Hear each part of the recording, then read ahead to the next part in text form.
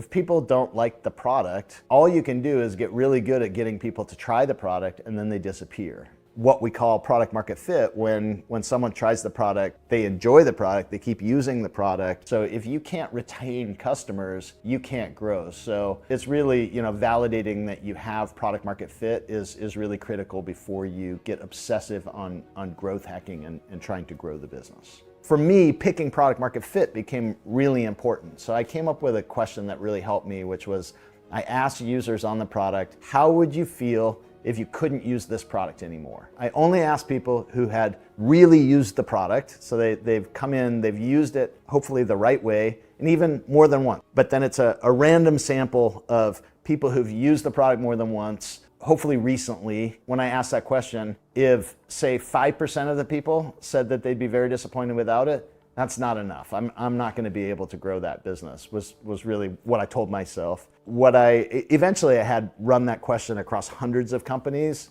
So ones that I worked with and ones that I didn't work with. And what I found is that about 40% of the users said they would be very disappointed without the product. Those companies were generally successful to some level, whether I worked with them or not. That question, a good leading indicator of product market fit. The obviously more important thing is if people keep using the product. And so that's what we call a retention cohort. So if you get 100 people who start using the product and after 30 days, 0 of them are still using the product, you do not have product market fit.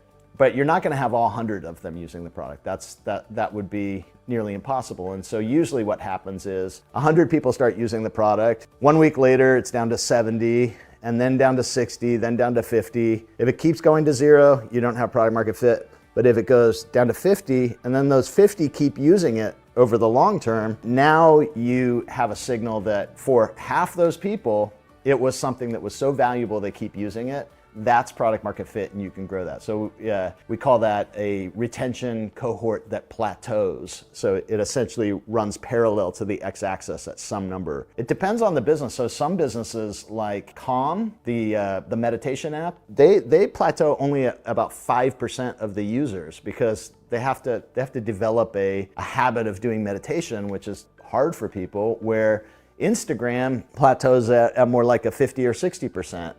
Part of it too, Instagram is free and Calm costs money, so that's another reason why people might stop using it. So it's less important where it plateaus, but if it always goes to 0, eventually you're not growing, you're just replacing. You're replacing the original people who signed up, and so for a while you can grow, but eventually you're going to flatten out. And so